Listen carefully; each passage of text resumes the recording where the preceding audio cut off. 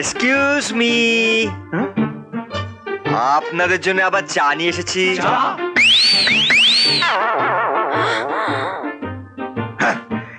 এনারা বোধহয় সবাই চা খাওয়া ছেড়ে দিয়েছেন, ভালোই হলো, অফিসের একটু খরচ বেঁচে গেল। একটা কাজ যদি তারা হয়, যাও চেকগুলো সই করে দিয়েছি, গিয়ে অমরেশকে দিয়ে এসো। হ্যাঁ,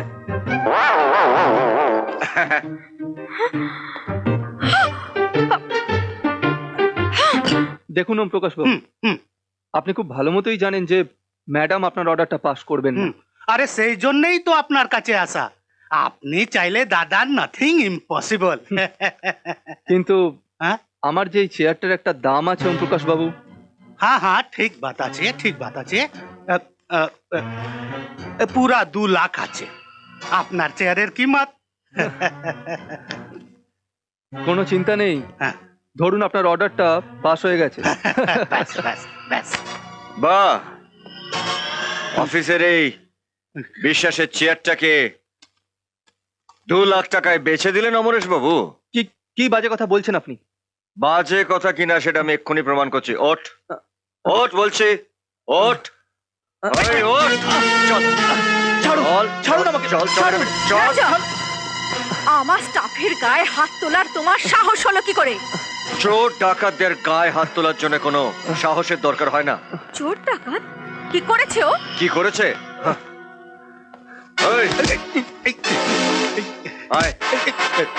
এই 2 লাখ টাকা নিয়ে এই 2 নম্বরই মালটাকে 2 নম্বরই জিনিসের সাপ্লাইয়ের অর্ডার পাস করে দিচ্ছিল। এই হচ্ছে সেই টাকা। অমরেশ, আমি তোমাকে বিশ্বাস করেছিলাম, তোমাকে আমি পুলিশে দিলাম না। বেরিয়ে যাও এখান থেকে, কোনোদিন যেন আমি তোমাকে অফিসে না দেখি। Get out, I say out. টাকাটা রাখুন ম্যাডাম। তুমি ঠিক করেছো। অমরেশ এতদিন ধরে কিনা চুরি করে সব ফাঁক করে দিচ্ছিল, ভাবা যায়? আমি আর কিছু ভাবতে পারছি না মামা বাবু। কেন, হলো কি? কি হয়নি বলুন? কন্ট্রাক্টে সই করে স্বামী সেজেছি, অফিসে গিয়ে বেয়ারা হয়েছি, আর কি কি হতে হবে তা ভগবানই জানেন। হিম্মত হারালে চলবে না রাজা, কিপ ইট আপ। আমি চললাম গো, নইলে রোববারের বাজার একেবারে ফাঁকা হয়ে যাবে। দাঁড়াও মামা। হুম? আমার মামা রোদে পুড়ে বাজারে যাচ্ছে, আর তুমি এখানে বসে পা দোলাচ্ছ? লজ্জা করে না? আজ থেকে হ্যাঁ? তুমি বাজার করবে। আমি? হ্যাঁ তুমি। দাঁড়াও, ছুটির দিনে তোমায় আর কি কি কাজ করতে হবে সেটা আগে জেনে নাও। হ্যাঁ? ময়না, যাই দিদি। এই যে দিদিমণি, এই সব জামা কাপড়গুলো তোমাকে ধুতে হবে। অঞ্জলি, আমার এই শাড়িগুলো ড্রাই ওয়াশ করতে দিতে হবে। এখানে রাখো। রামু কাকা, যাই দিদিমণি। ওতে কি আছে?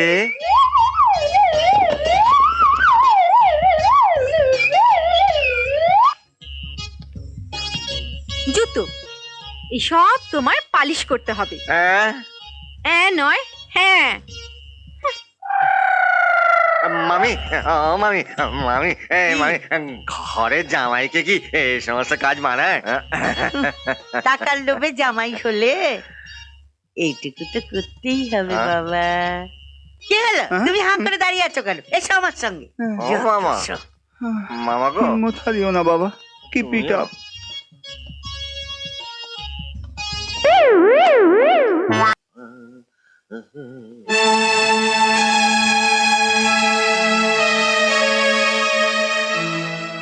রাজা,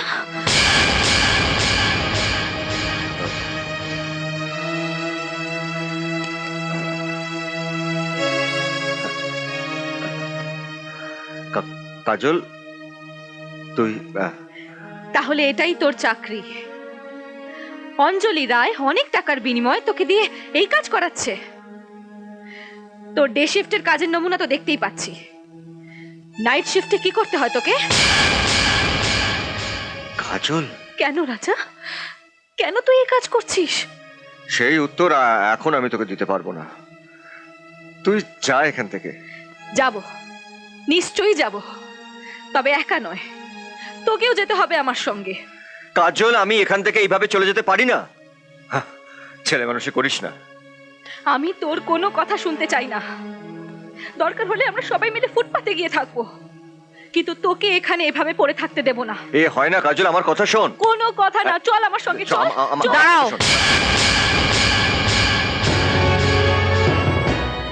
ওর হাতটা ছেড়ে দাও। রাজা এখান থেকে কোথাও যেতে পারবে না। তাই নাকি? কোন অধিকারে আপনি এই কথা বলছেন? রাজা আপনার কে? রাজা আমার স্বামী।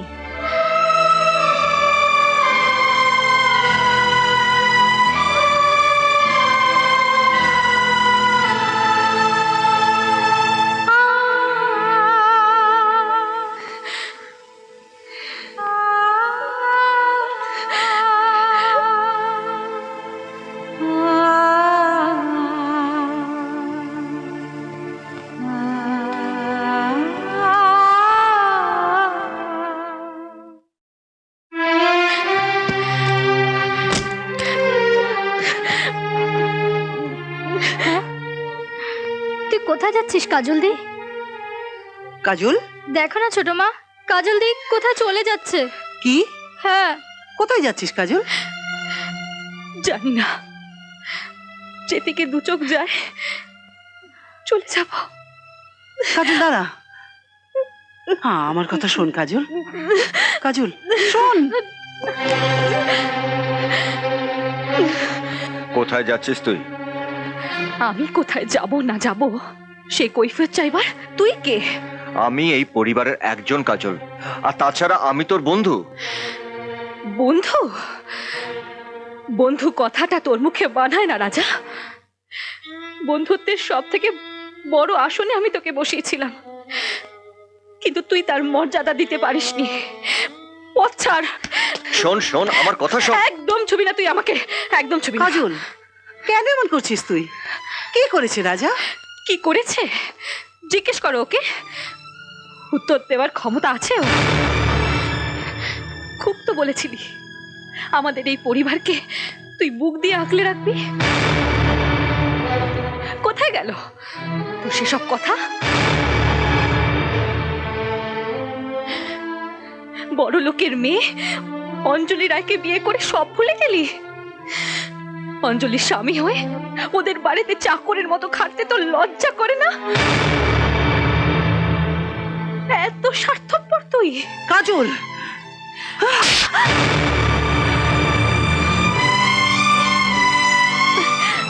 তোর এত বড় সাহস, আমার সামনে তুই রাজাকে অপমান করছিস? অতটুকু জানিস তুই? ছোট মা, ছোট মা, তুমি চুপ করো। না রাজা, আমাকে বলতে দে। হ্যাঁ, এ বিয়ে করে রাজা বিক্রি হয়ে গেছে, কিন্তু সেটা কার জন্যে জানিস? তোর জন্যে, তোর চিকিৎসার জন্যে, তোকে বাঁচানোর জন্যে। অঞ্জলি শর্তে রাজি হয়ে ওকে বিয়ে করতে বাধ্য হয়েছে রাজা। তার কারণ আমরা। অঞ্জলি শর্তে রাজি হলে অঞ্জলি রাজাকে অনেক টাকা দেবে, সেই টাকা দিয়ে রাজা এই বাড়িটাকে ঋণ মুক্ত করবে।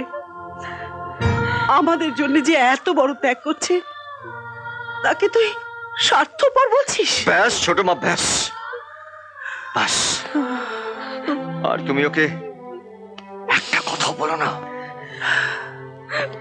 রাজা, রাজা, রাজা দাঁড়া, রাজা, রাজা দাঁড়া, দাঁড়া, আমায় তুই ক্ষমা করে দে। আমি তোকে বুঝতে পারিনি, ভুল বুঝেছি তোকে। আমায় ক্ষমা করে দে তুই। এই এই পাগলি, ওঠ। এই ছাড়া আমার আর অন্য কোনো উপায় ছিল না রে। কেন এমন করলি রাজা? ইচ্ছে আমার মরে যাওয়াই ভালো ছিল। এই এই ফের যদি কখনো এই ধরনের কথা বলিস না, তাহলে আমি তোকে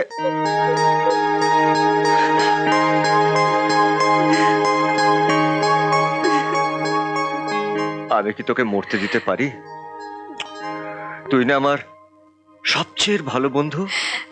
রাজা,